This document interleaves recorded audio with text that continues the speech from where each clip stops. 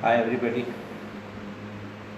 I'm Ahmed Tufail Chandiyu, Assistant Professor from University of Sindh Chemistry, and I'm talking from the platform of Paragon Academy Badin.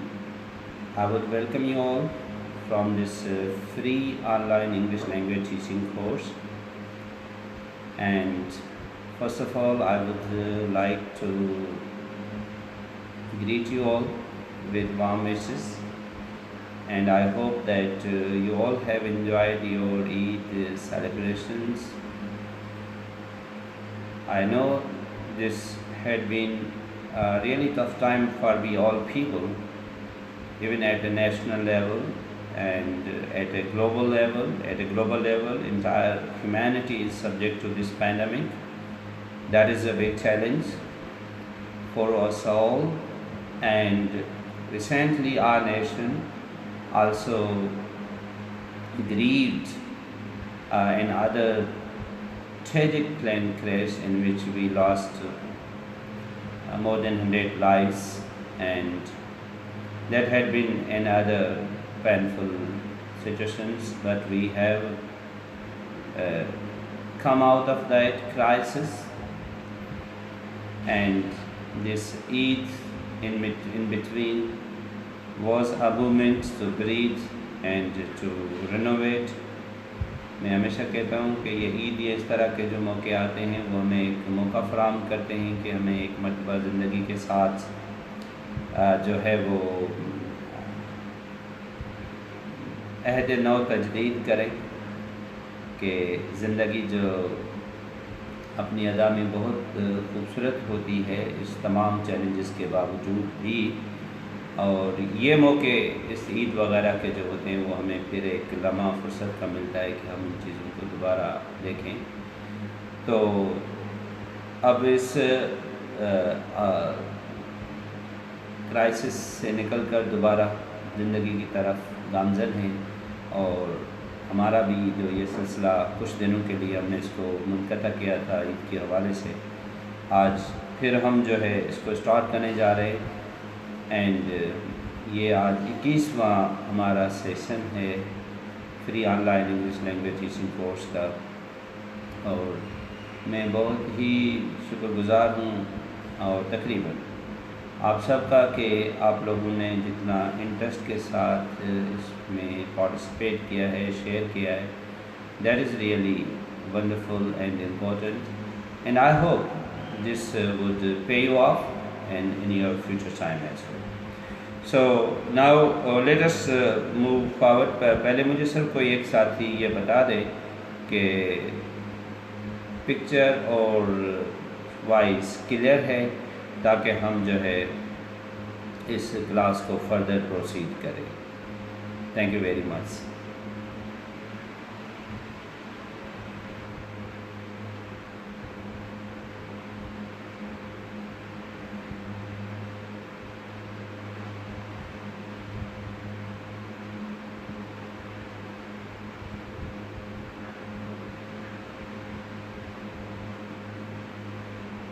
Thank you, Ayaz. Thank you very much, Ayaz. So, let us move towards this 21st session of free online English language teaching course. Here we are. I'm not only going to cover this, especially the basics of language, but I'm also. Thank you, Meg. Please, everything is okay. Thank you. Thank you, Adam Saab. Thank you very much. So.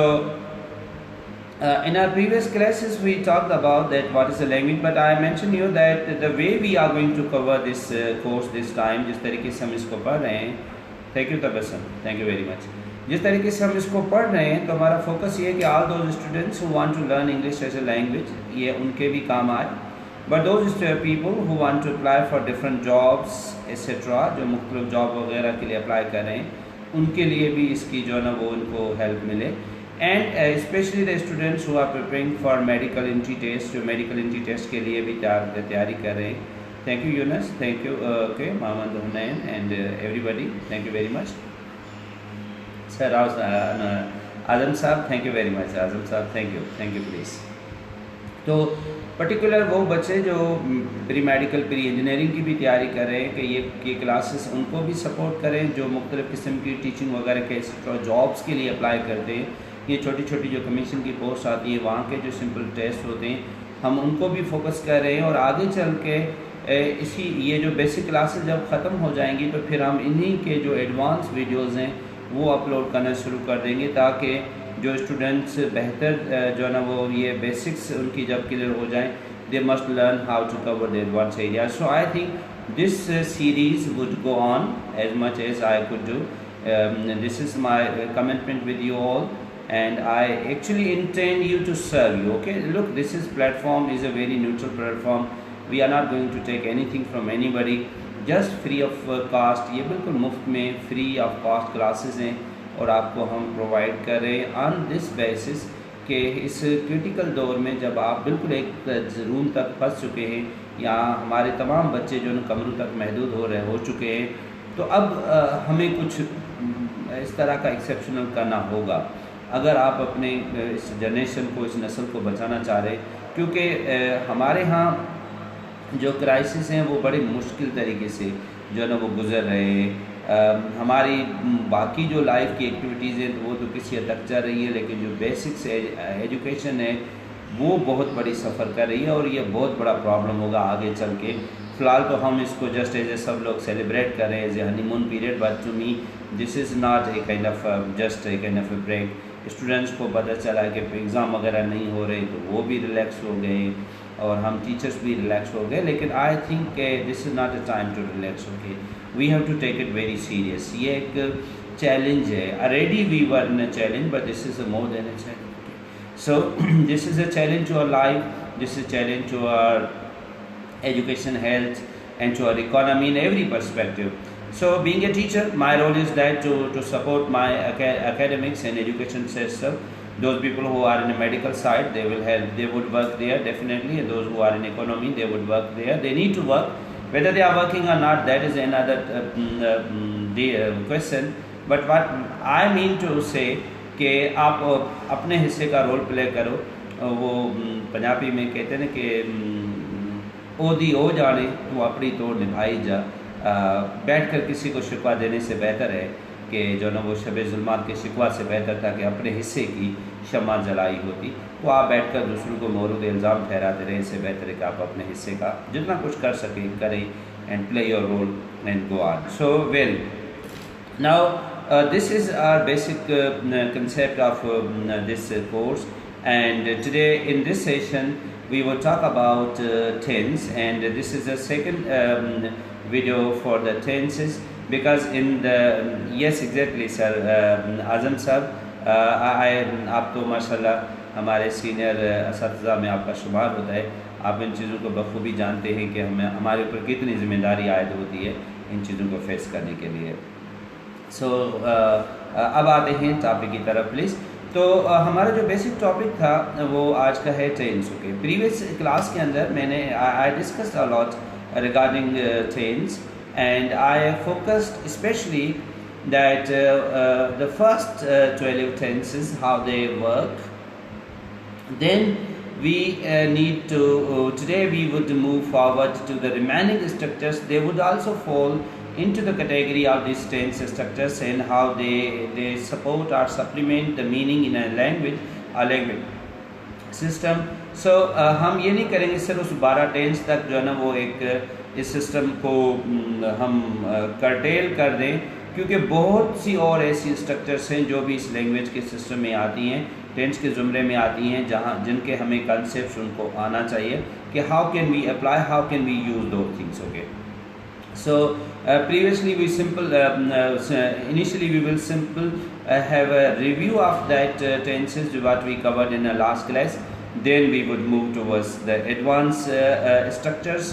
They also fall into the category of this tense structures. Okay, so let's move there please.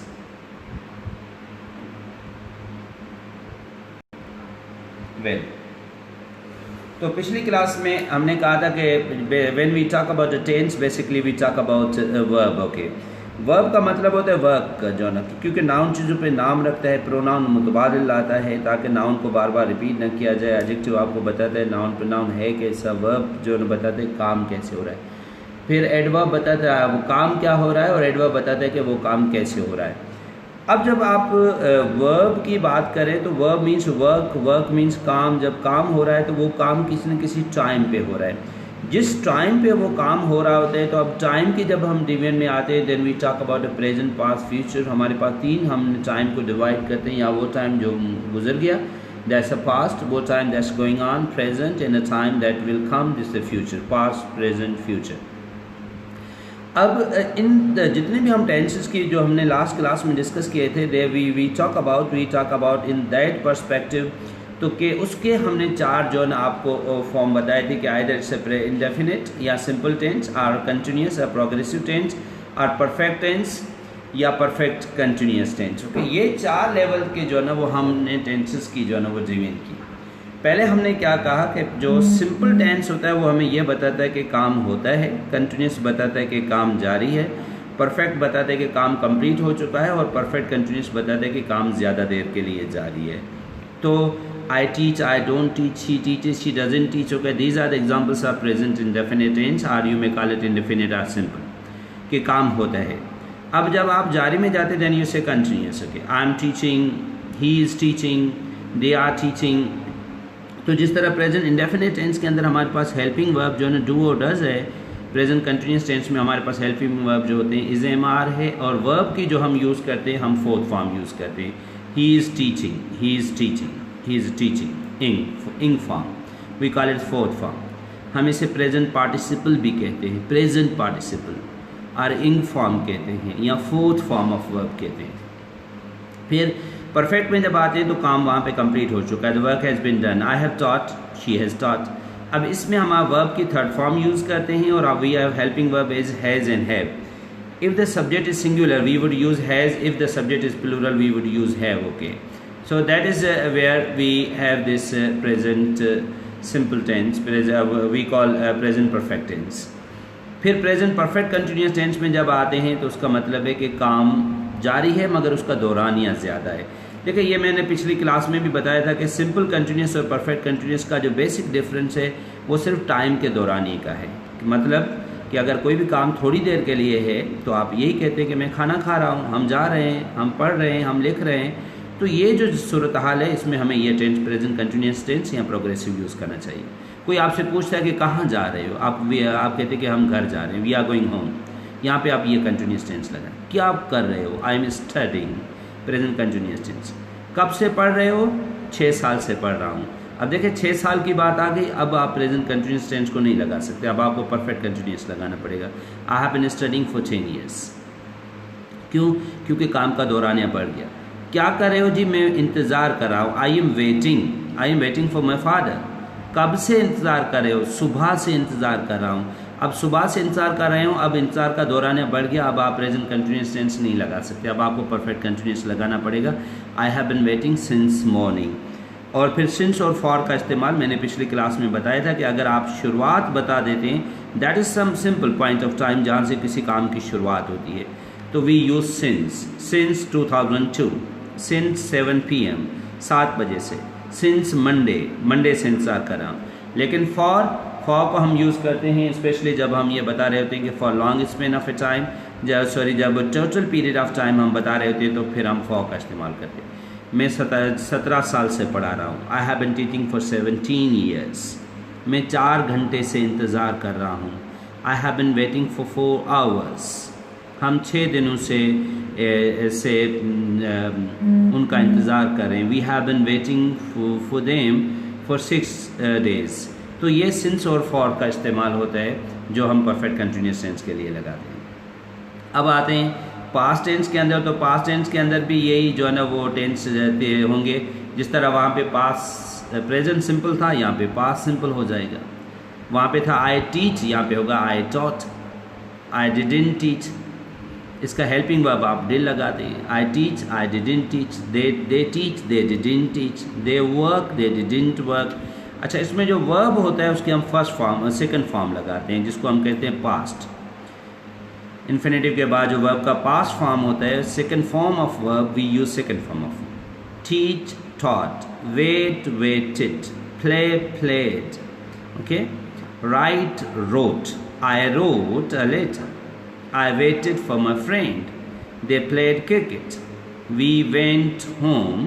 गाँव का second form went और verb के form में already आपको पढ़ा चुका हूँ। सो past continuous tense बताता है कि काम जारी है, माजी में I was teaching, they were teaching। इसमें आपके पास हेल्पिंग वर्ब was और वह है, वर्ब की फोर्थ फॉर्म लगेगी जिस तरह दूसरे प्रोग्रेस में लगती है। और जो परफेक्ट टेंस है, पास्ट परफेक्ट टेंस है, आई हैड टॉट में पढ़ा चुका हूँ, that mean the work has been completed, काम मुकम्मल हो चुका है। और उसके पास हेल्पिंग वर्ब हैड होता है और इसमें वर्ब की थर्ड फॉर्म लगाई जाती है, I have taught, I had taught. Present perfect continuous tense, बिल्कुल कोई भी काम माजी में ज़्यादा देर के लिए जारी रहा हो, we use present perfect continuous tense, I had been teaching since 2002 और फॉर 17 ईयर्स।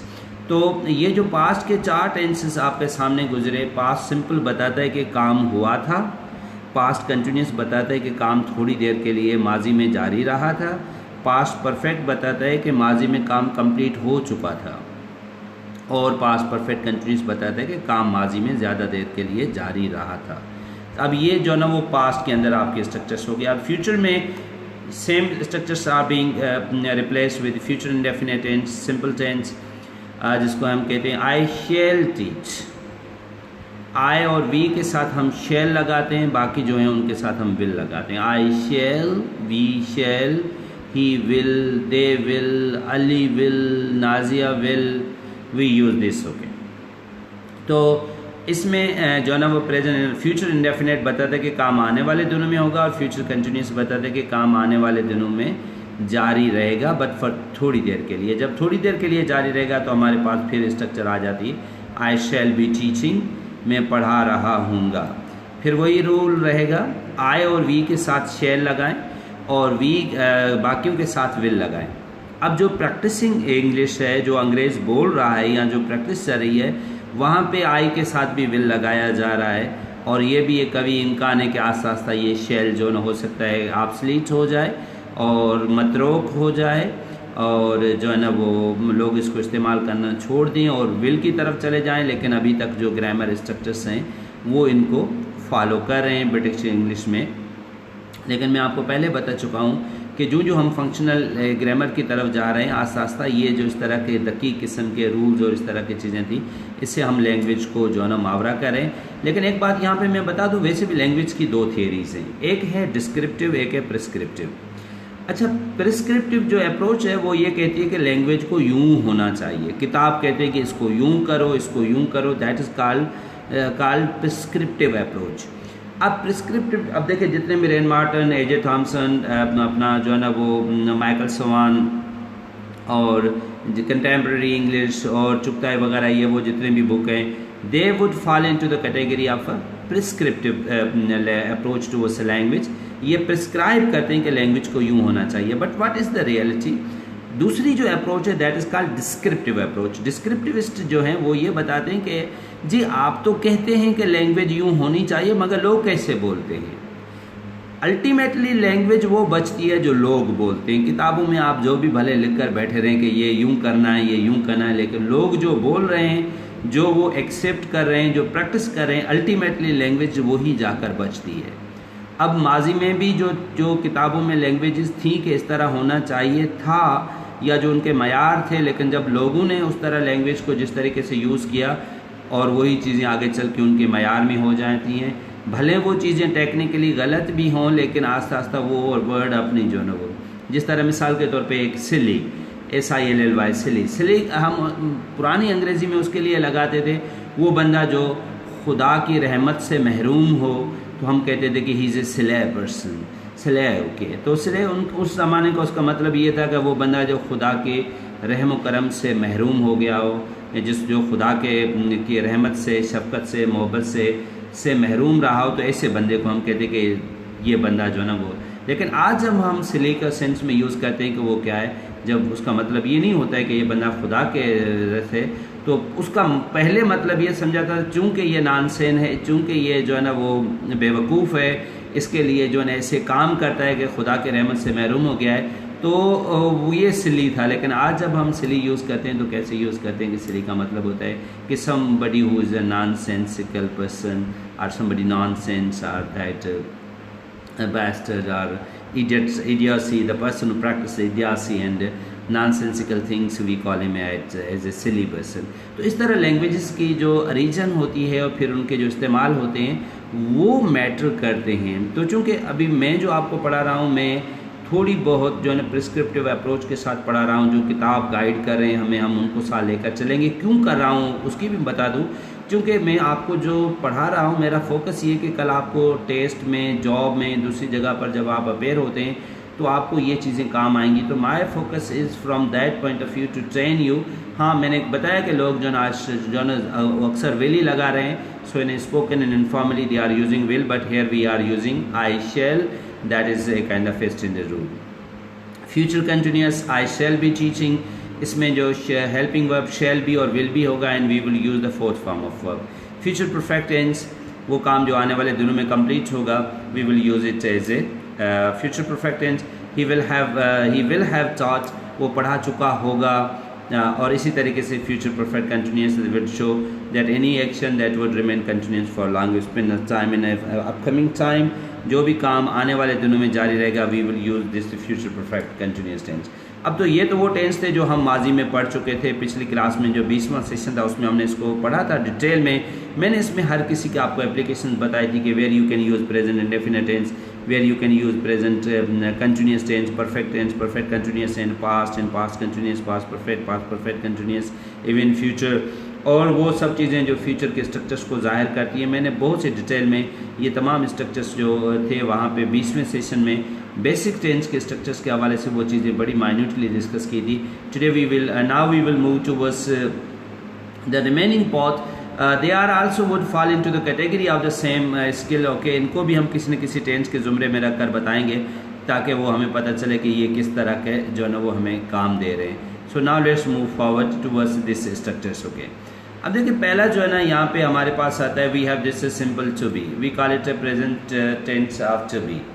ये टू बी क्या होता है बेसिकली, ये हमें ये बताता है कि जो काम अभी किस चीज़ की स्टेट क्या है। It show the state of somebody और समथिंग, किसी चीज़ की जो स्टेट है, किस स्टेट में, किस हालत में है, we call it present tense to be. There is no action on the part of the subject, इसमें कोई काम नहीं होता, जाहिर बात है। तो the verb used in this kind of structure is called state verb. ये वो वर्ब हैं जो काम नहीं करते, तो इस तरह के वर्ब्स को हम स्टेट वर्ब कहते हैं, क्योंकि ये कोई काम नहीं कर रहे होते, सिंपल स्टेट बता रहे होते हैं। अब स्टेट क्या है, जब मैं कहता हूँ कि दिस इज़ ए रूम, तो ये इज़ बता रहा है कि ये क्या है, ये कमरा है। इसमें कोई एक्शन वर्ब नहीं है। एक्शन वर्ब क्या होता है, write, play, come, read, go, these are action verb. He is my brother, ये इज़ जो है ना वो यहाँ पे स्टेट वर्ब है जो बता रहा है, जो लिंकिंग वर्ब के तौर पे यूज़ होता है और बता रहा है कि वहाँ पे जो ना, तो ये सेंटेंस हमें बताते हैं कि ये चीज़ें हैं क्या। Present tense of to be ये बताता है जो चीज़ें अभी मौजूदा वक्त में क्या है। इसमें is a helping verb, you have as am are as a helping verb. और देखिए यहाँ पे there is no action verb, okay, like write, like play, like come, like go, we don't have this action verb. Okay, Asma is a teacher. अच्छा, इसमें अक्सर क्या आएगा कि आपके पास इस हेल्पिंग वर्ब के बाद या तो नाउन आएगा या तो एडजेक्टिव आएगा। Asma is a teacher, when you say Asma is a teacher, teacher is a noun. It is not a fictitious story, fictitious adjective है, स्टोरी नाउन है, और ये जो है ना ये नेगेटिव सेंटेंस है। तो जब आप कहते हैं he is my brother, he is not my brother, ये टू बी है। अभी बता रहा है प्रेजेंट टाइम में ये क्या है, ये मेरा भाई है। It is a computer, this is a school, the road is clean, the bus is new, computer is ready. तो ये सब चीज़ें प्रेजेंट टेंस टू बी में आती हैं कि अभी चीज़ों की जिसमें हम स्टेट बता रहे होते हैं उसमें कोई काम नहीं होता है। आप कहते हैं कि ही इज़ सिक, ये भी टू बी है। एम आई अ लायर, क्या मैं झूठा हूँ। देखें यहाँ पे सवाल बनाया जा रहा है, सवाल बनाने के लिए हेल्पिंग वर्ब को आगे रखा जा रहा है। क्या मैं झूठा हूँ, am I lawyer.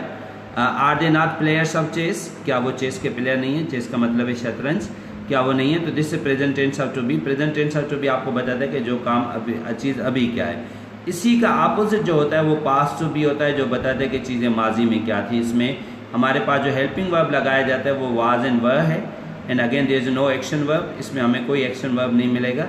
And this is a simple Asma was a teacher and it was not a fictitious story, was a liar, क्या मैं झूठा नहीं था, और were they not players of chess, क्या वो चेस के प्लेयर नहीं थे।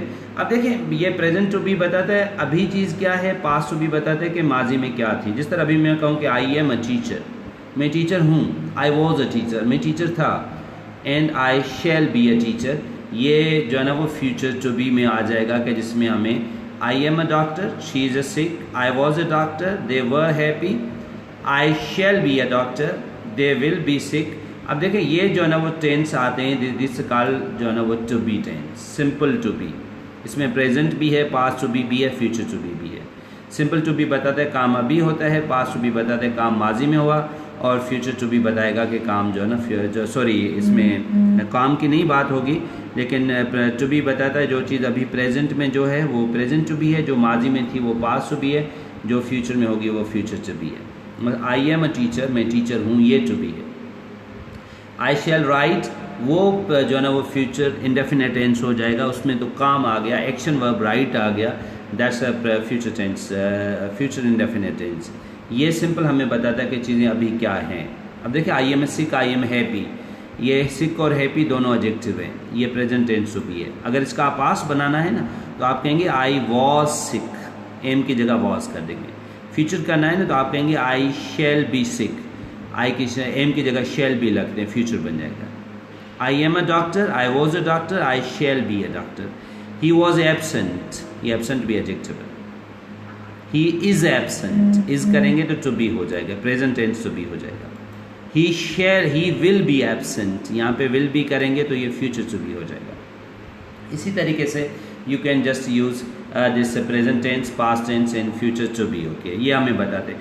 अब सवाल ये पैदा होता है, देखें जिस तरह मैंने आपको वहाँ पे प्रेजेंट टू बी बताया, समझाया, और वहाँ मैंने आपको बताया कि जो प्रेजेंट कंटिन्यूस और परफेक्ट कंटिन्यूस का मैंने आपको फ़र्क समझाया कि अगर कोई चीज़ थोड़ी देर के लिए हो तो हम लगाते हैं, थोड़ी देर के लिए काम जारी हो तो हम सिंपल कंटिन्यूस लगाते हैं या सिंपल प्रोग्रेसिव टेंस लगाते हैं कि आई एम राइटिंग। लेकिन अगर कोई काम ज़्यादा देर के लिए जारी हो तो फिर हम क्या लगाते हैं कि I have been writing since morning. Basic फ़र्क क्या है? बेसिक फ़र्क ये है कि सिंपल कंटिन्यूस थोड़ी देर के लिए और परफेक्ट कंटिन्यूस ज़्यादा देर के लिए यूज़ होता है। Now if you look at this sentence, अगर आप इसकी तरफ देखेंगे, here what we are doing, हम क्या करेंगे, वी आर सिंपली यूजिंग कि अगर कोई बंदा अभी क्या है या कोई चीज़ अभी क्या है तो आप प्रेजेंट टेंस टू बी लगाएंगे। मिसाल के तौर पर आप कहें कि ये डॉक्टर है, ही इज़ अ डॉक्टर। अच्छा, अब अगर आप कहें कि ये 10 साल से डॉक्टर है, अब देखें उसके डॉक्टर होने का जो दौरानिया है वो किस पे चला गया, 10 साल पे चला गया। तो ऐसे टेंस को हम कहते हैं परफेक्ट टू बी। वहाँ पे आपने देखा था, वहाँ पे आपने कहा simple continuous and perfect continuous. बिल्कुल इसी तरीके से ये सिंपल टू बी है, ये परफेक्ट टू बी है। इसका लॉजिक, इसका जो असल इस्तेमाल है वो ये कि अगर कोई काम, कोई चीज़ ज़्यादा देर के लिए है तो आप परफेक्ट टू बी लगाएंगे। आप ये नहीं कहेंगे कि I am doctor for 10 years, आप कहना पड़ेगा I have been doctor for 10 years. आप ये नहीं कहेंगे I am sick for 10 days, ये नहीं होगा I am sick for 10 days. आपको कहना पड़ेगा I am sick, I have been sick for 10 days, मैं 10 दिन से बीमार हूँ। अब ये परफेक्ट टू बी है। अगर आप ये कह रहे हैं कि मैं 10 साल से बीमारी में सफ़र कर रहा हूँ तो फिर आपको परफेक्ट कंटिन्यूस टेंस लगाना पड़ेगा, आई हैव बीन सफरिंग, क्योंकि सफरिंग एक्शन वर्ब है, फिर वो परफेक्ट कंटिन्यूस हो जाएगा। ये जो है, अगर मैं 10 दिन से बीमार हूँ तो आप ये नहीं कहेंगे I have been suffer, no, आप कहेंगे I have been sicking, no, आप कहेंगे कि I have been sick for 10 days, मैं 10 दिनों से बीमार हूँ। या अगर आप शुरुआत बताना चाहते हो कि मैं मंडे से बीमार हूँ तो भी आप ये कह सकते हैं कि I have been sick since Monday. तो ये परफेक्ट जो टू बी होता है ये हमें बताता है कि ये जो काम है वो जो है ना, जो स्टेट है उसकी वो ज़्यादा देर के लिए जारी है। तो मुझे उम्मीद है कि सिंपल टू बी और परफेक्ट टू बी का आपको लॉजिक समझ में आ गया होगा। जिस तरीके से आपने सिंपल कंटिन्यूस और परफेक्ट कंटिन्यूस को इस्तेमाल करने का स्किल सीखे थे, इसी तरीके से ये सिंपल आपको बताता है कि ये चीज़ जो है ना अब आपके घर के सामने कोई स्कूल है, कोई आपसे पूछता है कि ये क्या है, तो आपको प्रेजेंट टेंस टू बी लगाना चाहिए कि it is a hospital, it is a school. फिर अगर कोई कहे कि ये कितने अरसे से स्कूल है और आप ये बताना चाहते हो कि ये 4 साल से स्कूल है, तो आप क्या कहेंगे? आप कहेंगे it has been a school for 10 years. It has been a school for 10 years. ये 10 साल जो है ना वो 10 ईयर से 10 साल से स्कूल है। तो इसी तरीके से आप जो है ना परफेक्ट टू बी और सिंपल टू बी का फ़र्क आप यूज़ कर सकते हैं। अब हम आते हैं पोटेंशियल टेंस पे। ये पोटेंशियल टेंस क्या होता है? ये आपको बताता है कि आपके अंदर कोई भी काम करने का पोटेंशियल है। अभी है तो आप कैन लगा दें, माजी में है तो आप कुड लगाएं, और फ्यूचर में होगा तो विल बी एबल लगा दें। ये 3 तरीके का। मिसाल के तौर पे आप कहते हैं कि आई कैन टीच, मैं पढ़ा सकता हूँ। ये जब मैं आपको मॉडल वर्ब पढ़ा रहा था तो भी मैंने आपको कैन पढ़ाया था। देखिए, मैं इन चीज़ों को इस तरह जिस तरह आमतौर पे ग्रामेटिकल अप्रोच है, मैं वैसे नहीं, मैं आपको इनके कंसेप्ट बता रहा हूँ। मैंने वहाँ पे इसको बतौर मॉडल पे डिस्कस किया था और मैंने आपको बताया था can shows the potential. Potential का मतलब ये है कि ये आपके अंदर काम करने की सलाहियत को जाहिर करता है कि आप ये बता रहे थे कि आप ये चीज़ कर सकते हैं। That's your potential. जब आप ये कह रहे हैं कि आई कैन टीच, तो आप ये बता रहे हैं कि आपके अंदर पढ़ाने का पोटेंशियल है। ये when you say that I can work, तो आप बता रहे हैं कि आपके अंदर वर्क करने का पोटेंशियल है। जब आप कह रहे हैं कि आई कैन ड्राइव, तो आपके पास ये चीज़ जो है ना वो पोटेंशियल है। अब इसका जो पास्ट टेंस है, आप उसकी जगह पर कुड लगा सकते हैं। फॉर एग्ज़ाम्पल, आपका कोई दोस्त आता है रात को और फिर उसको गाड़ी वगैरह नहीं मिलती, बड़ा परेशान होकर अपने घर पहुंचता है। नेक्स्ट दिन या 2 दिन के बाद वो आपको बताता है कि मैं जब बदीन आया तो गाड़ी नहीं मिल रही थी, मैं बड़ा परेशान हुआ। तो आपने कहा कि आप उसको ये कह रहे कि जी आपने मुझे फ़ोन कर लेते ना, मैं आपको पिक कर सकता था। You should have called me, I could pick you, I could pick you. यहाँ पे आप कुड क्यों लगा रहे हैं? क्यों? अब माजी की बात हो रही है और आप ये बता रहे हैं कि आप उसको पिक कर सकते थे। मतलब आपके अंदर ये पोटेंशियल था। और जब आप फ्यूचर में जाएंगे तो आप शैल बी एबल या विल बी एबल का लगाकर आप जो है ना इसके फ्यूचर लगा सकते हैं। मिसाल के तौर पे when you say that shall will be able और shall be able, okay, they both are equally possible, okay. When you say that I shall be able to teach या he will be able to teach, तो shall या will लगाकर आप जो है ना future potential tense बना सकते हैं। I can teach, present potential. I could teach, मैं पढ़ा सकता था, past potential. I shall be able to teach, this is a future potential. अब हम आते हैं कि इसके बाद फिर पॉजिटिव टेंसेस हैं। ये क्या करते हैं? बेसिकली ये पोजीशन को जाहिर करते हैं। जो भी चीज़ आपके पास पोजीशन में, we use this as a positive tense, okay, we call it a positive tense. They are simply use to show the position. I have a pen, I had a pen, I shall have a pen. मेरे पास pen है, मेरे पास pen थी, मेरे पास pen होगी। That simply shows the position. Position का हमारा मतलब ये होता है जो चीज़ आपके मिल्कियत में है, आपके पोजीशन में है। You use this as a positive tense. I have a book, I had a pen, मेरे पास पेन बुक है, आई हैव। अच्छा, जब आप सिंगुलर यूज़ करेंगे तो आप कहेंगे शी हैज़ अ पेन, ठीक है, she has a pen, I have a pen, okay. अब जब से जो सब्जेक्ट सिंगुलर होते हैं वहाँ पे हम जो है ना वो सिंगुलर हैज़ यूज़ करते हैं। शी हैज़ अ पेन, उसके पास पेन है। I have a pen, she has a pen. I had a pen, अब ये पास्ट पॉजिटिव टेंस है, मेरे पास पेन थी। आई शैल हैव अ पेन, मेरे पास पेन होगी। He will have a pen, उसके पास पेन होगी। तो शैल हैव और will have, okay, he will have a pen, उसके पास पेन होगी। तो ये पॉजिटिव टेंस जो होते हैं ये हमें बताते हैं कि आपके पास कौन सी चीज़ पोजीशन में है। That's called positive tense.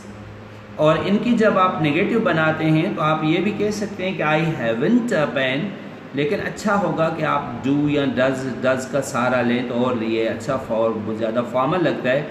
I don't have a pen, I haven't a pen की जगह पर आप यूज़ करें, अगर ये करें I don't have a pen तो ज़्यादा फॉर्मल है। I don't have a pen, she doesn't have a pen. अब यहाँ पे I have a pen, have की जगह पर हमने आई की जगह पर हमने डू लगाया। शी हैज़ अ पेन, तो यहाँ पे हमने क्या लगाया कि she does not have a pen. जिस तरह वहाँ पे आपने ही डू नॉट, ही जो ना आई डू नॉट लगाया था तो शी के साथ हम क्या लगाएंगे, she does not have a pen. Okay, she does not have a pen. ये देखें बहुत से स्टूडेंट्स एक गलती करते हैं, वो ये करते हैं कि शी हैज़ अ पेन जब लगाते हैं और जब इसका नेगेटिव करते हैं वो कहते हैं शी डज नॉट हैज़। वो समझते हैं कि शी के साथ हैज़ लगना चाहिए तो फिर वहाँ पे भी ये लगा देते शी डज नॉट हैज़। लेकिन देखिए कि शी हैज़, शी के साथ हैज़ लगा, लेकिन जब आपने डू के साथ ES लगाकर उसको डज बना दिया तो अब आपको उसके इस वर्ब में चेंज करने की ज़रूरत नहीं है। तो अब इसको फिर आपने हैव ही रखना है, फिर होगा she does not have a pen. ये अक्सर टेस्ट में आता है और स्टूडेंट्स यहाँ भी हैज़ कर देते हैं। That's a technical fault and they often go wrong. I didn't have a pen, अब I had a pen, I didn't have a pen. ये हैड का नेगेटिव हमने क्या रखा है, did not. I had a pen, I did not have a pen. Okay, that's negative of had. Okay, pen, I shall not have a pen, मेरे पास pen नहीं होगी। I he will have a pen, या I shall have a pen, I shall not have a pen. और he will have a pen तो इसका क्या हो जाएगा, he will not have a pen. Okay, so this is how you can use positive tense. Okay, positive tense आपको ये बताता है कि जो चीज़ आपकी पोजीशन में इसकी आपको लैंग्वेज में बहुत ज़्यादा ज़रूरत पड़ती है। I have books, I have friends, I have money, I have a car, they don't have money, she doesn't have a car, they didn't have information, उनके पास इंफॉर्मेशन नहीं थी। So in many ways you use this positive tense जो बताता है कि आपकी position को जब। Then we use habitual tense. ये मैंने आपको वहाँ पे यूज़ टू बताया था, मॉडल वर्ब के तौर पे भी बताया था, और मैंने आपको बताया ये आपकी पास्ट की हैबिट को जाहिर करता है। She use to live in Karachi, वो कराची में रहा करती थी। और यह ब्रिटिश इंग्लिश है। अमेरिकन इंग्लिश के अंदर हम कहते हैं दे वुड प्ले क्रिकेट, वो क्रिकेट खेला करते थे। इसका मतलब ये कि कोई भी काम जो आप माजी में करते थे और अभी आपने छोड़ दिया हो तो we use this past habitual tense. ये आपकी उन पास्ट आदत को जाहिर करता है कि जो अभी हमने जो है ना वो छोड़ दिया। और जब इसको हमने नेगेटिव करना होता है तो हम क्या लगा देते हैं कि शी, मिसाल के तौर पे she use to. Okay, she did not use, देखिए वहाँ पे यूज़ था ना, अब उसकी जगह पर हमने डिड लगा दिया, शी डिड नॉट। अब जब यहाँ पे डिड आ गया ना तो ये जो ऊपर वाले सेंट या अब डिड आ गया, तो जब डिड आ गया तो इसके अंदर जो यूज़ था, जो वर्ब की पास्ट टेंस था, उसी को हम क्यों फर्स्ट फॉर्म में कर देंगे क्योंकि हमने डिड लगा दिया। तो अब हम यहाँ पे दोबारा पास्ट को 2 मरतबा रिपीट नहीं कहेंगे। She did not use to live in Karachi, तो अभी हम कहेंगे she did not use to live in Karachi, वो कराची में नहीं रहा करती थी। या they would not play cricket, वो क्रिकेट नहीं खेला करते थे। तो इसी तरीके से जो है ना आप लगा सकते हैं, इनको नेगेटिव भी कर सकते हैं। ये पास्ट है हैबिचुअल टेंस है, कोई भी काम जो आप माजी में करते थे अभी आपने छोड़ दिया हो। I use to live in Karachi, मैं कराची में रहा करता था। I use to teach English, में इंग्लिश पढ़ाया करता था। I use to play cricket, में क्रिकेट खेला करता था। और अगर आप इसको नेगेटिव कर रहे हैं तो आपको लगाना पड़ेगा कि I did not use to play cricket. Did you use to play cricket, क्या आप क्रिकेट खेला करते थे? Did you use to live in Karachi, क्या आप कराची में रहा करते थे? So this how you can use this structures for future for this habitual tense. उसके बाद हम आते हैं ड्यूबियस टेंस पे। ड्यूबियस का मतलब होता है डाउट में कोई चीज़ हो। तो अगर कोई भी काम जारी हो, देखिए इसमें बात मैं आपको सिंपल बता दूँ, अगर कोई भी काम जारी है तो हम सिंपल कंटिन्यूस लगाते हैं कि अली इज़ वेटिंग, अली इंतज़ार कर रहा है। अगर काम जारी हो लेकिन डाउट में हो, ड्यूबियस का मतलब ये होता है डाउट, तो हमें कौन सी स्ट्रक्चर लगानी चाहिए? May be. बस फ़र्क ये है कि अली इज़ वेटिंग, अली इंतज़ार कर रहा है, इसमें डाउट नहीं है। अली मे बी वेटिंग, ये मे बी वेटिंग जो है ना, this is dubious tense, doubt. इसमें ड्यूबियस का मतलब होता है डाउट, जिसमें शक हो। तो अगर कोई काम जारी है लेकिन शक में है तो आप क्या यूज़ करेंगे? आप जो है ना वो ड्यूबियस टेंस यूज़ करेंगे। दे मे बी स्लीपिंग, कॉल तो जा रही है, कोई उठा नहीं रहा। दे मे बी स्लीपिंग, हो सकता है वो सो रहे हो। अगर कंफर्म है कि वो सो रहे हो तो हम क्या कहेंगे? दे आर स्लीपिंग, वो सो रहे हैं। दे मे बी स्लीपिंग, हो सकता है सो रहे हो। तो ये चीज़ जो है ना वो ड्यूबियस में जब हम यूज़ करते हैं कि अगर जो है ना वो जिस तरह प्रेजेंट ड्यूबियस में आपने देखा कि अगर काम जारी है और डाउट में है तो आप जो है ना वो ये ड्यूबियस लगाएं। और अगर कोई काम मुकम्मल हो चुका हो लेकिन शक में, अगर आप ये कह रहे हैं कि वो खाना खा चुका है तो ये तो काम कंप्लीट हो चुका है ना, तो आपको परफेक्ट टेंस लगाना पड़ेगा कि ही हैज़ फिनिश्ड फूड। लेकिन अगर एक काम मुकम्मल तो हो चुका है लेकिन शक में है, कंफर्म नहीं है, डाउट में है, तो आपको कौन सा लगाना चाहिए?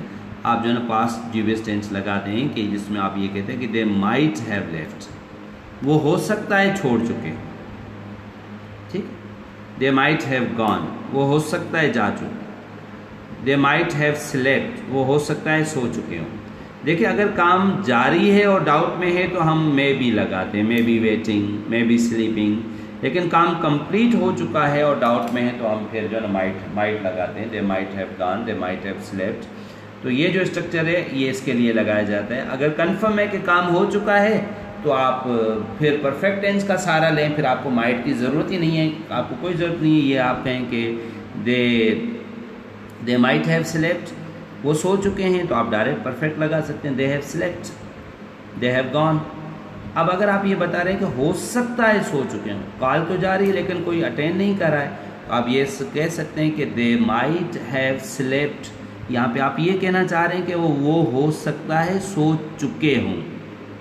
लेकिन अगर आप ये उसका मतलब कहना चाह रहे हैं कि हो सकता है सो रहे हों, तो फिर आपको माइट हैव लगाने की ज़रूरत नहीं। आप सिंपल कहें कि दे मे बी स्लीपिंग।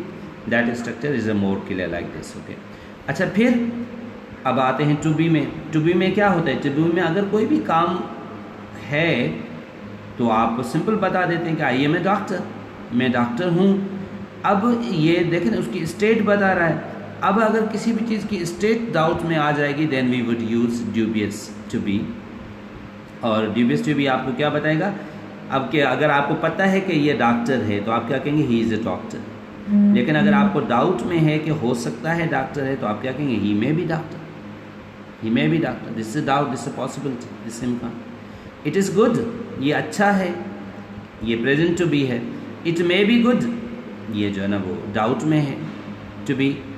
तो ये जो है इस तरीके से आप मे और माइट और इसका इस्तेमाल जो है आप यूज़ करते हैं। मे का एक ये डाउट भी इस्तेमाल है। इसके अलावा मे को हम परमिशन के लिए भी यूज़ करते हैं, पॉसिबिलिटी के लिए भी यूज़ करते हैं, दुआ के लिए भी यूज़ करते हैं, जो मैं आपको पहले पढ़ा चुका हूँ। मिसाल के तौर पे मे आई कम, यू मे गो। आप इजाज़त मांगते भी हैं मे के साथ, इजाज़त देते भी हैं मे के साथ। और मे पॉसिबिलिटी को भी ज़ाहिर करता है कि इट्स मे रेन, हो सकता है बारिश हो। ही मे कम, हो सकता है वो आ जाए। तो वो जो है ना वो मे को आप यूज़ करते हैं। मे के अलग इस्तेमाल है। ऊपर जो हम मे पढ़ रहे थे वो मे बी पढ़ रहे थे, और ये जो मे खाली मे के इस्तेमाल जो 4 इस्तेमाल है वो मैंने आपको बता दिए। इजाज़त के लिए, पॉसिबिलिटी के लिए, दुआ या बददुआ के लिए और पर्पस के लिए हम इसको यूज़ करते हैं। अच्छा, अब जो है ना हम एक कंजक्टिव टेंस की तरफ जा रहे हैं। कंजक्टिव टेंस ये होता है कि कोई भी काम, देखें 2 काम, ये थोड़ा टेक्निकल बात है, इसको थोड़ा समझने की कोशिश करें। कंजक्टिव टेंस क्या होता है कि जब हम 2 काम को, एक काम जो ही ख़त्म होता है वहीं से दूसरा काम शुरू हो जाता है, तो that is a conjunctive. Okay, अब जो ना मैंने हाथ धोकर खाना खाया। अब देखिए इसमें पहला काम कौन सा हुआ है? हाथ धोने का। बाद में कौन सा है? खाना खाने का। तो जो पहला जो पार्ट है वो आप जो है ना वो लगाएंगे हैविंग के साथ। हैविंग वॉश्ड हैंड्स, मैं हाथ धोकर खाना खाता हूँ। हैविंग वॉश्ड हैंड्स, हाथ धोकर, आई ईट फूड, मैं खाना खाता हूँ। या हैविंग वॉश्ड हैंड, आई एट फूड, मैंने हाथ धोकर खाना खाया। अब देखिए इसमें जो चेंजेस हो रही हैं वो हैविंग की साइड पे नहीं हो रही, वो यहाँ पे दूसरे पार्ट में हो रही हैं। ये प्रेजेंट है तो यहाँ पे एट लगाकर हमने इसको पास्ट बना दिया। हैविंग वॉश्ड हैंड्स, आई ईट फूड, हाथ धोकर मैं खाना खाता हूँ। Having washed hand, I at my food, हाथ धोकर मैंने खाना खाया। तो ये दूसरा पार्ट है, इसके अंदर आप टेंस को चेंज करके प्रेजेंट, पास्ट, फ्यूचर कर सकते हैं। पहला जो पार्ट होता है वो आपका सेम रहेगा, ठीक है। फ़ोन करके वो सो जाता है। Having called his friend he slept. Having called his friend, अपने दोस्त को फ़ोन करके, ही स्लेप्ट, वो सो गया। तो हैविंग कॉल्ड हिज फ्रेंड, ये फर्स्ट पार्ट, ही स्लेप्ट, वो सो गया, ये पास्ट टेंस है। अगर हम ये कहते हैं वो दोस्त को फ़ोन करके सो जाता है, having called his friends he sleeps, तो you use this present tense. Okay, तो यहाँ पे हम देखेंगे कि दूसरे पार्ट के अंदर वर्ब प्रेजेंट में है या वहाँ पे वर्ब पास्ट में है।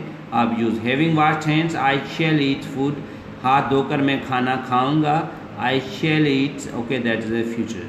Now here you can see that all these tenses, present, past, future, this is called a conjunctive tense and it is used to conjoin or to just conjoin these two actions। और अक्सर students इस तरह के sentences में मार खाते हैं या कंफ्यूज हो जाते हैं। अक्सर आता है ना, एक ट्रांसलेशन आती है, पुलिस चोर को पकड़कर मारती है। ठीक है, अब पुलिस चोर को पकड़कर मारती है। देखिए, पहले पकड़ने का काम होता है, फिर मारने का काम होता है। तो आप क्या करें, जो काम पहले होता है ना उसको हैविंग के स्ट्रक्चर में ले जाएं, और हैविंग के बाद वर्ब के हमेशा थर्ड फॉर्म लगा दें, having arrested thief. Okay, having arrested the thief, the police beat him. और ये पुलिस जो है वो एक ऐसा नाउन है जिसके आगे हमेशा द आता है। ठीक है, और ये पुलिस कभी भी अंग्रेज़ी में सिंगुलर नहीं होता, ये प्लूरल होता है। यहाँ पे मैंने बीट्स नहीं लिखा है, बीट लिखा है। पुलिस को कभी भी हम सिंगुलर के तौर पे ट्रीट नहीं कर सकते, पुलिस को अंग्रेज़ी में हमेशा प्लूरल ट्रीट किया जाता है। हम ये नहीं कहते कि पुलिस इज़ कमिंग, हम कहते पुलिस आर कमिंग। हम ये नहीं कहते police is in a blue uniform, हम अंग्रेज़ी में कहते हैं the police are in a blue uniform, they are always. हम ये नहीं कहते कि पुलिस इज़ कमिंग, हम कहेंगे पुलिस आर कमिंग।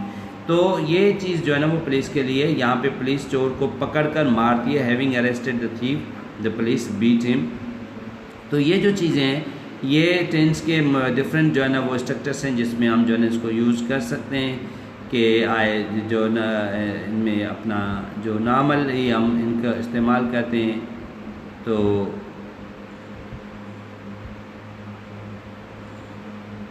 वेल,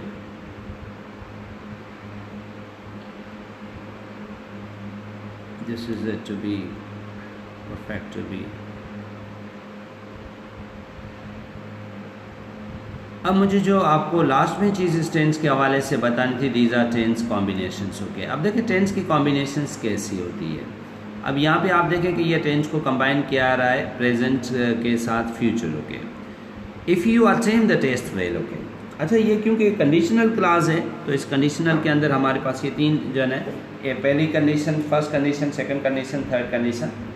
तो पहली जो कंडीशन हम यूज़ करते हैं कि if you attain the test well, अगर आप टेस्ट अच्छा करते हैं, I shall give you the prize, मैं आपको प्राइज़ दूंगा। If you attain the test, I shall give you prize. अच्छा, अब ये जो पहली कंडीशन है इसका मतलब है कि ये जब शर्त पूरा होगा, जिसको हम इफ़ में कह रहे हैं, जब ये शर्त पूरा होगा इफ़ का, तो ये दूसरा काम होगा, if you attain the test well. Okay, अच्छा, ये जो इफ़ का पार्ट है ये इसको आप प्रेजेंट इंडेफिनिट टेंस में भी रख सकते हैं और पास्ट इंडेफिनिट टेंस में भी रख सकते हैं। अगर आप टेस्ट अच्छा करते हैं तो मैं आपको इनाम दूंगा। तो ये प्रेजेंट की कॉम्बिनेशन होती है फ्यूचर इंडेफिनिट के साथ। प्रेजेंट सिंपल या पास्ट सिंपल, कोई भी आप रखें, यहाँ पे दोनों कारगर हैं। इस इफ़ क्लास में, इस प्रेजेंट कंडीशन में, प्रेजेंट कंडीशन से मुराद है कि जो शर्त अभी हाल में आप रख रहे हैं, अगर आप मुझे पैसे देते हैं तो मैं कराची जाऊंगा, अगर आपने मुझे पैसे दिए तो मैं कराची जाऊंगा। चूँकि उर्दू के अंदर भी आप देते हैं और दिए यूज़ करते हैं। सिंधी में पाण चवंदा आहियूं, जे करे तूं मूंखे पैसा ॾीं थो त आउं कराची वेंदुसि। ठीकु आहे, माना ॾीं थो, या तव्हां चवंदा जे करे तूं मूंखे पैसा ॾिना त आउं कराची वेंदुसि। हाणे ॾीं थो या ॾिना, ॾीं थो इहो प्रेजेंट वारी स्ट्रक्चर है, ॾिना या पास्ट वाली स्ट्रक्चर है। अगर आप मुझे पैसे देते हैं ये प्रेजेंट स्ट्रक्चर है, अगर आपने पैसे दिए ये पास्ट है। तो जिस तरह उर्दू सिंधी के अंदर भी आप इस इफ़ की सूरत हाल में दोनों टेंस इस्तेमाल करते हैं लैंग्वेज में, अंग्रेज़ी के अंदर भी हम दोनों टेंस लगा सकते हैं, पास्ट भी लगा सकते हैं और प्रेजेंट भी लगा सकते हैं। If you attain the test well, I shall give you the prize. Okay, अब जब ये दूसरी इसकी जो कॉम्बिनेशंस है वो ये है कि जब एक चीज़ माजी में जारी होती है, दूसरी काम उसको इंटरप्ट करती है। तो जो काम जारी है उसको आप पास्ट कंटिन्यूस में रखें, जो इंटरप्ट करती है उसको आप प्रेजेंट जो है ना वो पास्ट सिंपल में रखें। When you called I was sleeping, जब आपने फ़ोन किया मैं सो रहा था। अब काम जारी कौन था? सोने का, उसको आप कंटिन्यूस में रखें, पास्ट कंटिन्यूस में। जिस चीज़ ने इंटरप्ट किया उसको पास्ट सिंपल में रखें। जिससे बेहतर डिफरेंस हो गया। जो चीज़ इंटरप्ट करी है उसको पास्ट सिंपल में रखें। जो चीज़ कंप्लीट कर रही है जो चीज़ कंटिन्यू है उसको आप पास्ट कंटिन्यूस में रखें। जो इंटरप्ट हो रही है वो पास्ट सिंपल। जब आपने फ़ोन किया मैं सो रहा था, देखिए सोने के काम जारी है, फ़ोन ने इंटरप्ट किया, तो फ़ोन ने इंटरप्ट किया, इसको पास्ट सिंपल में रख दें। जो सोने का काम जारी है उसको पास्ट कंटिन्यूस में रखें। जब मैं वहाँ पहुँचा वो खाना खा रहा था। व्हेन आई रीच देयर, अब देखें जब वो वहाँ पहुँचा वो खाना खा रहा था। अब काम जारी कौन सा है? खाना खाने का, उसको आप कंटिन्यूस में रखें। और जो चीज़ जिसने उसको इंटरप्ट किया वो क्या था? उसका पहुँचना। When I reach he was having food, वो खाना खा रहा था। तो इसी तरीके से पास्ट सिंपल और पास्ट जो है ना वो कंटिन्यूस टेंस की आपस में जो है यहाँ पे कॉम्बिनेशन है। ये जो है ना वो पास्ट सिंपल कह दें या पास्ट इंडेफिनिट टेंस के हो गए, वो कॉम्बिनेशन किसके साथ हो रही है? पास्ट कंटिन्यूस और प्रोग्रेसिव के साथ जो है ना। अब तीसरी जो सेट इसकी कॉम्बिनेशंस का होता है वो होता है कि पास्ट सिंपल की पास्ट परफेक्ट का। अब देखिए अगर एक काम जारी है, एक काम जब होता है उससे पहले दूसरा काम हो चुका होता है, तो अगर माजी में जो दो कामों की कॉम्बिनेशन है, एक काम कंप्लीट हो चुका है, एक बाद में हुआ है, जो कंप्लीट हो चुका है उसको आप परफेक्ट टेंस में रखें और जो बाद में होता है उसको आप पास्ट सिंपल में रखें। जब मैं रेलवे स्टेशन पे पहुंचा तो गाड़ी जा चुकी थी। देखिए इसमें दो काम हो रहे हैं, एक इसका पहुंचना, एक गाड़ी का जाना। अब देखिए परफेक्ट कौन सा हुआ है? वो गाड़ी जा चुकी थी, वो काम कंप्लीट हो चुका है। और ये इसका पहुंचना, ये जो ना काम बाद में होता है। तो जो चीज़ कंप्लीट हो चुकी है उसको हमेशा परफेक्ट टेंस में रखें और जो बाद में होती है उसको इंटरप्ट करती है उसको आप पास्ट सिंपल में रखें।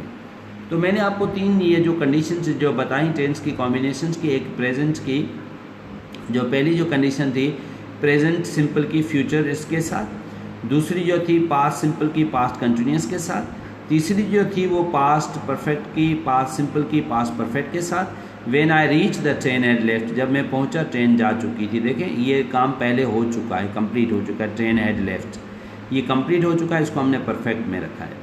आई रीच ये काम जो है ना बाद में होता है, तो जो काम पहले कंप्लीट हुआ है उसको परफेक्ट में और दूसरे को पास्ट सिंपल में। When you called my phone was on silent mode. अब देखिए व्हेन यू कॉल्ड ये माजी है, पास्ट टेंस टू बी, ये पास्ट इंडेफिनिट टेंस है। जब आपने फ़ोन किया मेरा फ़ोन जो है ना वो साइलेंट मोड पे था। ये कौन सा है? Was on silent mode. इसमें फ़ोन की स्टेट बता दी जा रही है, इसमें कोई एक्शन वर्ब नहीं है। ये जो है ना वो पास्ट टू बी का सेंटेंस है। Phone was good, phone was bad, phone was on silent mode. So that's what we use these. ये 4 कॉम्बिनेशंस होती हैं टेंसेस की जो अक्सर हम इस्तेमाल करते हैं। और अब जो है ना वो एक जो है ना कंडीशनल के हवाले से थोड़ा हम यहाँ पे डिस्कस कर सकते हैं। That's very important. जो हम कंडीशनल यूज़ करते हैं, हमारे पास जो मुख्तलिफ कंडीशनल टेंसेस यूज़ होते हैं या कंडीशनल स्ट्रक्चर्स यूज़ होती हैं, they are very important then we switch towards. अब ये वो कंडीशनल्स हैं जिसको अक्सर हम यूज़ करते हैं अपनी जो है ना वो रोज़मर्रा के लैंग्वेज के अंदर। अब देखिए हमारे पास मुख्तलिफ किस्म की कंडीशनल यूज़ होते हैं लाइक दिस। अब पहली जो कंडीशंस प्रेजेंट कंडीशंस है ये हमें बताती है कि अगर एक शर्त पूरा होगा तो दूसरी चीज़ वहाँ पे होगी। If you give me money I would purchase books. अगर आप मुझे पैसे देते हैं तो मैं किताबें ख़रीदूँगा। आई वुड या I will purchase books, would भी लगाते हैं, विल भी लगाते हैं। गिव यहाँ पे प्रेजेंट इंडेफिनिट टेंस भी लगा सकते हैं, आप पास्ट इंडेफिनिट टेंस भी लगा सकते हैं। प्रेजेंट कंडीशन को आप प्रेजेंट इंडेफिनिट और पास्ट इंडेफिनिट दोनों से जाहिर कर सकते हैं। इफ़ के अंदर दोनों टेंस लग सकते हैं। If you gave me money, अगर आपने मुझे पैसे दिए, I would go to Karachi, मैं कराची जाऊँगा। ओके। इफ़ यू डोंट, अगर आप इसको नेगेटिव करेंगे, if you don't give me money, अगर आप मुझे पैसे नहीं देते, I would not purchase books, तो मैं किताबें नहीं खरीदूँगा। इसमें जो कंडीशन है, शर्त है, उसको इफ़ में रखें, जो बाद में एक्शन है that we you would use in that. Okay, कि वो बाद में होते हैं। अब ये तो है प्रेजेंट कंडीशन, इसका मतलब है कि ये इफ़ क्लास पूरा होगा तो वो दूसरा काम होगा।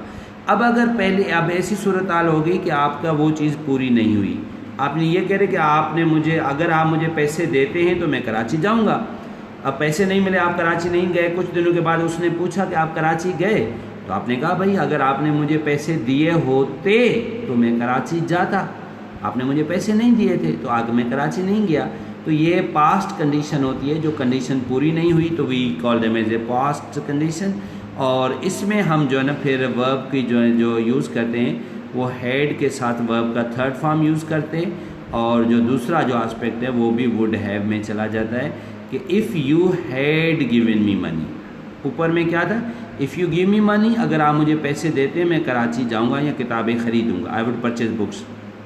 अब पैसे नहीं मिले, किताबें नहीं ख़रीद हुई, तो ये पास्ट कंडीशन हो गई। अब इसमें क्या है, if you had given me money, अगर आपने मुझे पैसे दिए होते, आई वुड हैव परचेज बुक्स, तो मैं किताबें ख़रीद चुका होता। चूँकि पैसे नहीं मिले तो किताबें नहीं खरीदी गई, ये शर्त पूरी नहीं हुई और तो ये भी कंडीशन भी पूरी नहीं हुई, काम भी नहीं हुआ, तो that's called past conditions. You had not given me money, आपने मुझे पैसे नहीं दिए, I wouldn't have purchased books, तो मैंने किताबें नहीं खरीदी। If you had given me your phone number, अगर आप मुझे फ़ोन नंबर देते, आई वुड हैव कॉल्ड यू, मैं आपको कॉल करता। But you had not given me your phone number, आपने मुझे फ़ोन नंबर नहीं दिया था, I wouldn't have called you, तो मैंने आपको फ़ोन नहीं की। तो ये बात है कि वो कंडीशन पूरी नहीं हुई, तो वो उसके बाद जो है ना वो काम भी नहीं हुआ। अब ये तो थी सेकंड कंडीशन। अब आते हैं थर्ड कंडीशन में। थर्ड कंडीशंस का मतलब ये होता है कि जिसको अब हम थर्ड कंडीशंस कहते हैं, जो काम एक इम्कान है और जो नहीं पाया। अक्सर जो आप काश के ज़ुमरे में सेंटेंसेस बोलते हैं, they would fall into the category of third conditions. Had I been a doctor, काश मैं डॉक्टर होता, I would have help you. अगर मैं डॉक्टर होता, कभी कभार आप ये कहते हैं अगर मैं डॉक्टर होता तो मैं आपकी मदद करता। Had I been a doctor, I would have help you, अगर मैं डॉक्टर होता तो मैं आपकी मदद करता। Would that I had been a doctor, काश मैं एक डॉक्टर होता। Would that I had been a doctor, काश मैं डॉक्टर होता, I would have help you. Okay.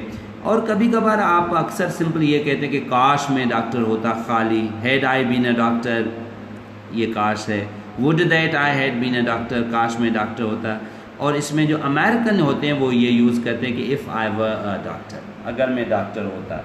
If I were your teacher, अगर मैं आपका टीचर होता तो जो ना। या अक्सर सेंटेंस आता है कि if I were prime minister of Pakistan, अगर मैं पाकिस्तान का प्राइम मिनिस्टर होता।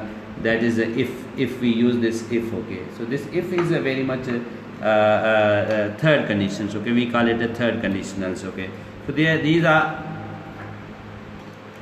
three conditionals. फर्स्ट कंडीशन जो बताता है कि जो अगर काम होता, अगर कंडीशन पूरी हुई तो काम होगा, जैसे फर्स्ट कंडीशनल। और सेकंड कंडीशन बताता है कि वो जैसे फर्स्ट कंडीशन, अगर आप मुझे पैसे देते हैं तो मैं किताबें खरीदूँगा। If you give me money I would purchase books. अब पैसे नहीं मिले और आपने किताबें नहीं खरीदी, तो अब आप या क्या कहेंगे, if you had given me money, अगर आप मुझे पैसे देते, आई वुड हैव परचेज्ड बुक्स, तो मैं जो है ना किताबें खरीद चुका होता। और थर्ड कंडीशंस का मतलब ये होता है कि जो हम काश के सेंस में अगर जो आप छोटे मोटे सेंटेंस यूज़ करते हो, that will be very suitable way. So this is how we use these conditions, and I think that this is much area is covered about tense and tense combinations and tense structures. Now we will go to the part of this semantics. अब हम semantics को discuss करेंगे, और semantics में आज की जो video आपके लिए I have chosen, that's connected with technology, and it talks about that how the technology is going to impact our life, and how can we just control it. So please enjoy this video, then we would analyze its semantics.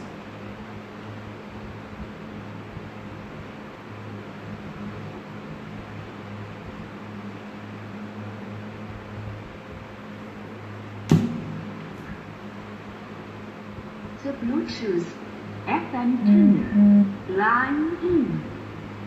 The first thing we check for, increasing queries come to us from moms saying that my child can't concentrate. He sits still in one place. I don't know what is wrong with him. He doesn't even sleep properly in the night. The first thing we check for is how much TV time or iPad time or mobile phone time your child is spending. All these gadgets that your child uses on a constant basis is really changing the brain wave of your child. To study, your brain needs to be on a particular frequency. But while your child is constantly watching TV or is on a gadget, the frequency is very, very different, which does not support concentration, relaxation, and peace. For the same reason, you will have your child not being able to sleep comfortably, or you'll have him wake up in the night saying that I'm getting bad dreams, or he'll wake up crying. The first thing you need to do is take the gadgets away. Even if your child is throwing a fit or throwing a tantrum, you have to reduce the TV time. This disease of electronic addiction is becoming as bad as alcoholic or drug addiction would be in your age and time. Secondly, if your child is unable to study after he comes back from school, make sure that after he comes back from school, he's not watching TV immediately. If he has watched TV, give him a clear 45-minute break before he can actually sit down to study, so that the brainwave can come back to normal, which will support study. All the best. Make sure that your child is gadget free and TV free, because you want a healthy child. Now look, that's very important in a sense that how technology is going to contribute in our life. No doubt, it has wonderfully contributed in our life, but it doesn't mean that technology doesn't have its side effects. And how we have to cope these side effects, that is the wisdom. Actually the problem is that it's a global phenomena, whatever we get in our life, but we don't train people to use it scientifically and properly. बाहर जमे गफ़ीर है, उसके हाथ में आपने phone थमा दिया, उनको पता नहीं होता कि इसमें पॉजिटिव क्या है, नेगेटिव क्या है, और फिर एक क्राइसिस का पीरियड आता है जिससे हम गुजर कर उस चीज़ों को यूज़ करने का। जब टीवी आया था, the people were crazy after TV, television. Same was the case with the radio. Initially, when it was radio, people were crazy after radio. Then the people were crazy after television. Then after the people were crazy after dish and dish TV, television, and cable. Later on, same thing went with the gadgets and telephone, cell phone. So this is very common. ये बहुत आम है. Actually, the balanced use of anything, that is the wisdom. किसी भी चीज़ का मयाना रवि के साथ इस्तेमाल करना, that is a quality to your life. That adds sensibilities, and unfortunately majority of people living in a surrounding are devoid of that sensibilities in their lives. What they do, unfortunately, they don't fall into the region of a domain of pragmatics. They are reckless, they are ruthless, they are unscientific in their attitudes, they are very haughty, they are very aggressive, they are every time ready to fight and combat. This is unfortunate, but what we have to train them, हमें उनको सिखाना है, हमें उन्हें train करना है कि how can you face and how can you evolve, उनकी एक इर्तिका हो. तो अब आते an adverse impact of gadget and television on childhood. Adverse का मतलब होता है ख़राब, बेकार, इम्पैक्ट के जो ख़राब असरात होते हैं ऑफ गैजेट से मुराद ये है जो भी आजकल हम ये जो डिवाइसेस इस्तेमाल कर रहे हैं, might be tablet, might be cell phone, और इवन जो मॉडर्न जो हमारे पास टेलीविजन्स आ रहे हैं या जो है ना वो अपना लैपटॉप आ रहे हैं, लैपटॉप हैं, पॉम टॉप हैं, फिर हमारे पास जो है ना वो हमने डायरीज़ यूज़ की, I mean electronic diaries, not that diaries in a book shape, but computer की एक शेप जो है ना लैपटॉप की एक शेप डायरीज़ की शेप में आई, हैंड टॉप में लैपटॉप पे, और इससे फिर जो है ना वो पाम टॉप, फिर हम गैजेट में आ गए, फिर हम सेल फ़ोन में आ गए, फिर हम टैबलेट में आ गए, फिर हम सेबलेट में चले गए. सेबलेट वो था जो सेल फोन से बड़ा था और टैबलेट से छोटा था, उसके दरमियान इसके से तकरीबन नोटबुक्स वगैरह जो सेल फोन में आ गए। So we generally use a term, इन सब के लिए एक टर्म जो ना जो इनको क्वालिफाई कर जाता है, दैट्स गैजेट।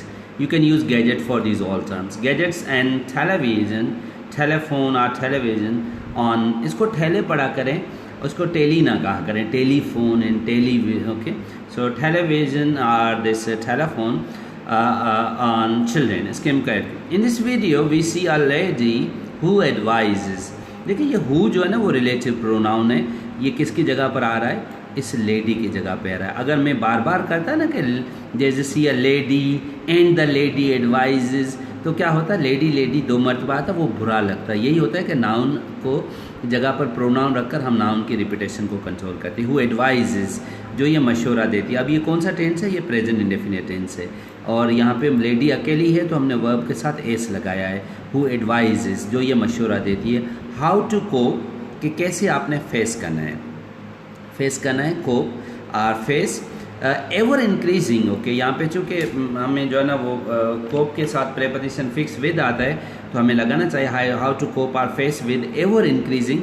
एवर इंक्रीजिंग का मतलब है हमेशा बढ़ जाने वाली क्वेरीज, जो आम पेरेंट्स के सवालात आते हैं, जो उनके प्रॉब्लम्स आती हैं, जो this is called queries.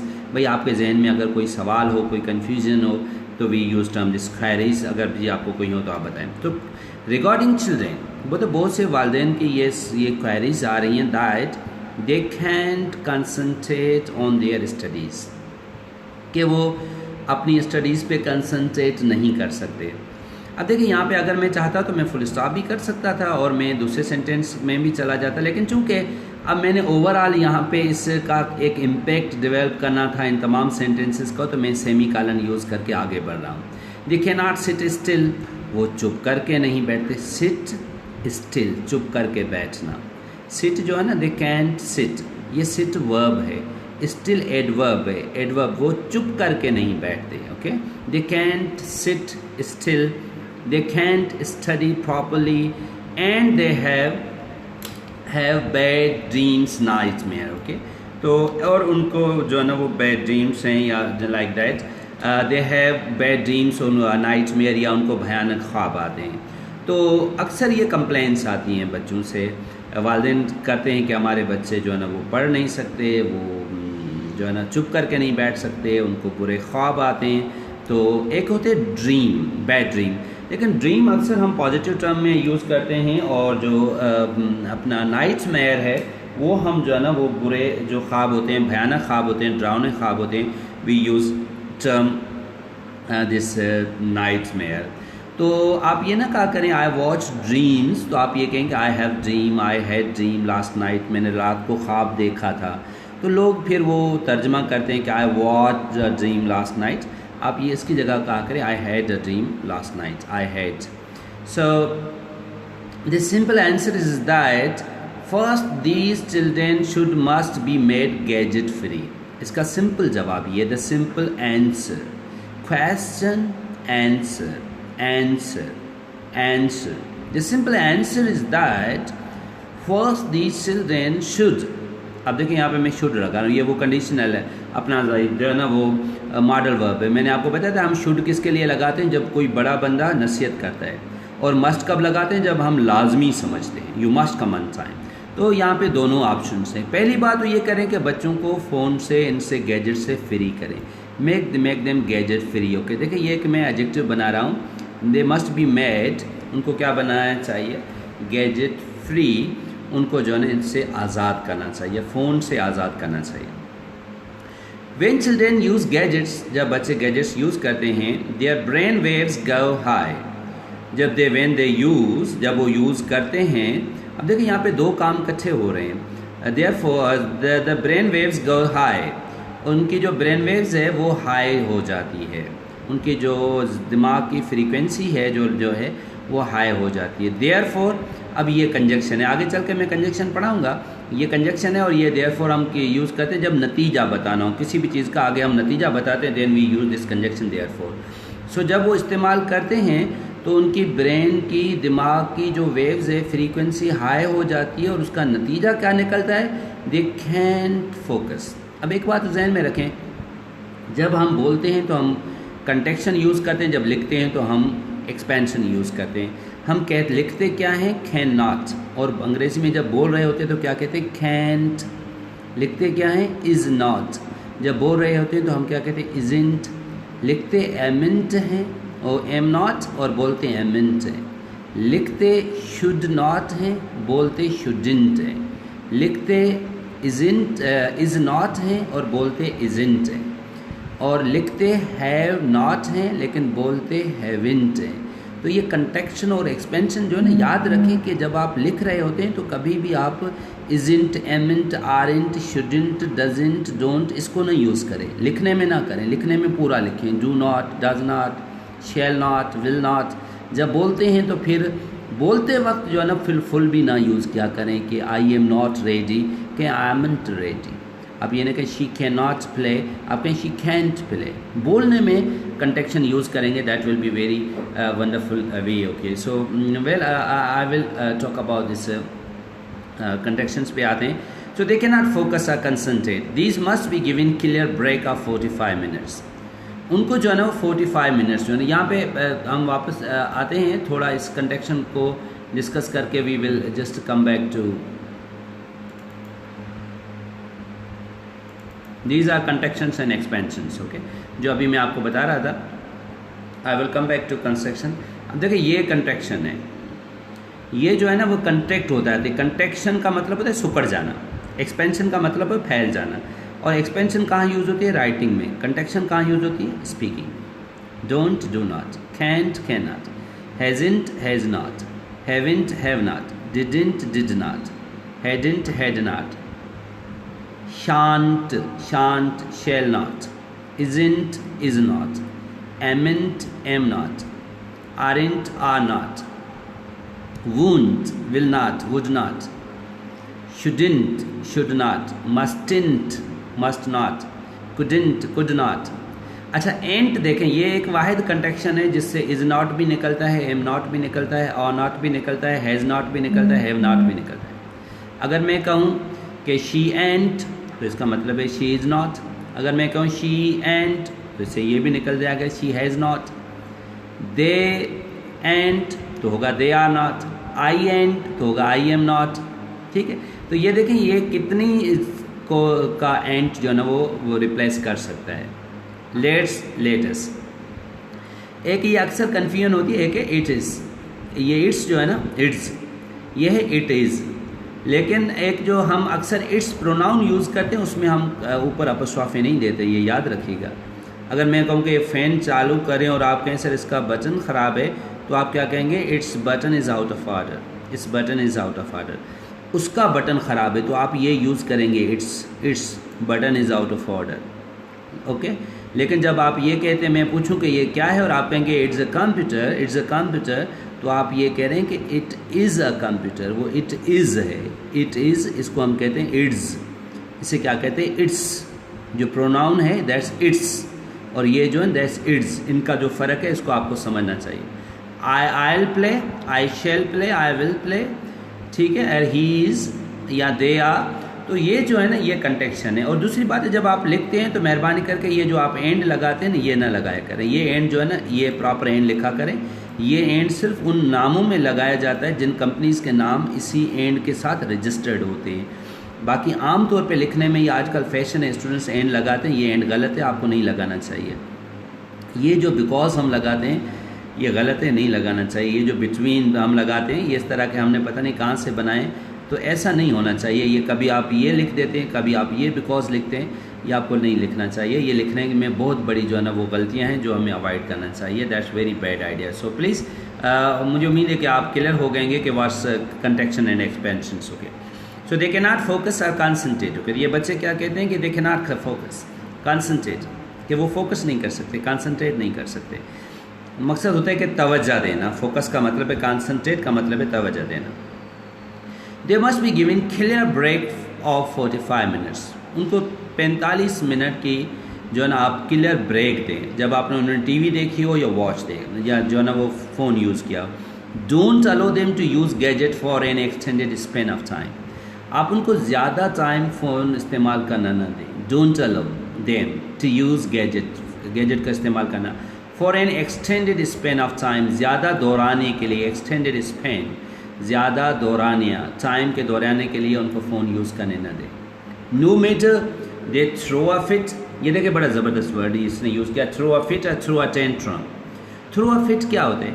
Throw a fit ये होता है जब आप बच्चे को कहते हैं ये ना करो, वो नाराज़ होता है या उसको गुस्सा आता है, वो फ़ौरन कभी सोफ़े पे उल्टा गिर जाता है, कभी तो फर्श पे उल्टा हो जाता है। तो अचानक ये जो बच्चे गुस्से का इज़हार करते हैं और अपने आप को नीचे फेंक देते हैं, गिरा देते हैं, कभी कभार लाते मारना शुरू कर देते हैं, that is called throw a fit. So no matter they throw a fit और दे थ्रो अ टेंट्रम, भले वो कितना भी रोएं, कितना भी पीटें, don't care for that, don't allow them to be this, okay. उनको मवाली ना करें। Make sure children are gadget free, आप यकीन करें, श्योर करें कि वो गैजेट फ्री हैं। They would be focused on their studies and work, फिर वो अपनी पढ़ाई और इस पर फोकस करेंगे। Now it is majority of children are electronic addicted, आजकल जो ज़्यादा बच्चे हैं वो इलेक्ट्रॉनिक के मवाली हैं। एडिक्टेड का मतलब है मवाली, दे आर इलेक्ट्रॉनिक एडिक्टेड, वो इसके मवाली हैं, they are addicted to electronics, okay. As people are addicted to wine, जिस तरह लोग जो ना मुख्तलिफ चीज़ों में एडिक्टेड होते हैं, they are addicted to wine or marijuana, लोग जो ना वो शराब के मवाली हैं, मैरिजोना भंग के मवाली हैं, आर ओपीएम अफीम के मवाली हैं, हीरोइन के मवाली हैं, टबैको इसको प्रोनाउंस करें टबैको, या वो टबैको के मवाली हैं। कुछ टबैको को पीते हैं, कुछ खाते हैं। ये जो 2100 और बाकी वगैरह जो ना वो क्या कहते हैं, जिसके लिए ज़्यादा तौर पे जो आजकल तो सफ़ीना वगैरह ये वो, दीज ऑल आर टबैको, और सिगरेट वगैरह that's also tobacco. So people use tobacco for smoking and they chew it. Cocaine, that is a form of also addiction, cocaine etc. So this is also जिस तरह ये addiction है, इसी तरीके से ये फ़ोन भी एक किस्म का addiction बन गया। It is time to regulate the use of gadget with small children. अब ये अहम वक्त है कि हमें बच्चों को अंदर ये चीज़ रेगुलेट करनी चाहिए कि हम इस चीज़ों को कंट्रोल करें, so that we could live a meaningful life and we can control our children and we can regulate their conduct, okay. So please re-listen this clip and then we will just conclude this session. Increasing queries come to us from moms saying that my child can't concentrate. He just cannot sit still in one place. I don't know what is wrong with him. He doesn't even sleep properly in the night. The first thing we check for is how much TV time or iPad time or mobile phone time your child is spending. All these gadgets that your child uses on a constant basis is really changing the brain wave of your child. To study, your brain needs to be on a particular frequency. But while your child is constantly watching TV or is on a gadget, the frequency is very, very different, which does not support concentration, relaxation, and peace. For the same reason, you will have your child not being able to sleep comfortably, or you'll have him wake up in the night saying that I'm getting bad dreams, or he'll wake up crying.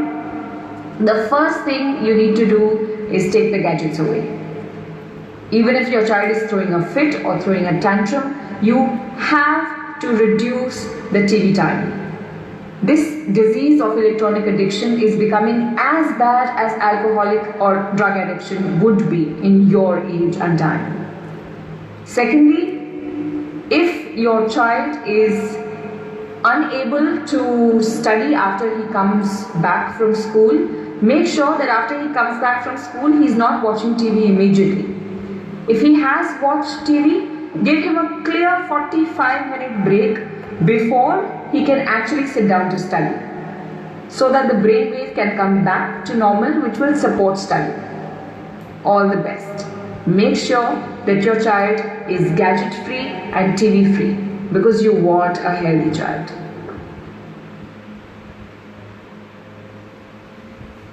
So as I mentioned that we are living in a society where we don't have these established norms and practices to train people. We pick the things we hand over to people without giving them proper training. We have handed over these gadgets to our upcoming generation without giving them proper training. But what is the impact, psychological impacts of these gadgets on their cognitive level? Yes, of course, they are positive if they are used positively, but most often it has been noticed that majority of the young students or young people, they are using these cell phones for negative purpose. It's not only they are wasting time, they are wasting money. Yes, of course, this is a great loss we are facing in this situation when young generation are busy in their cell phones in non-productive. I don't use such a harsh words, but I'm just saying that they are using cell phone for non-productive activities. It is a wastage of time. It is also wastage of money. But the greater loss what we are going to sustain in this situation is basically that is what is the impact of this use on at their cognitive level. You know, that's very most important thing is not your money and your time. Yes, they are, of course they are, but the most important thing is that the cognitive domain of our youngsters, what is the question where they could stand, what would be their future stance in their life, their ideals in their life, their ideologies. These all things are going to take place in your cognitive domain. पहली बात तो उनकी वो शऊरी सतह पे फ़हम और इदराक के level पे वो चीज़ें क्या असरांदाज हो रही हैं, और दूसरा फिर साइकोलॉजिकल लेवल पे उसके क्या असरात हो रहे हैं. That's very very much important. Question ये नहीं है कि कौमें इस तरह बर्बाद हो जाती कि उनके पास पैसा और टाइम नहीं रहता, लेकिन कौमें ऐसे भी बर्बाद हो जाती हैं जब उनके पास शऊर नहीं रहता और नफ्सियाती उलझनें उनको जो न खा जाती हैं. तो अपने टाइम को भी बचाइएगा, अपने पैसे को भी बचाइएगा, लेकिन साथ साथ अपने शऊर की पालना में कभी कमी न कीजिएगा, नहीं तो नफ्सियाती उलझनों के शिकार होकर पता नहीं किसी माजी की तारीख में हम सब दफन न हो जाएं. अपना बहुत ज़्यादा ख्याल रखिएगा. With too much love and care.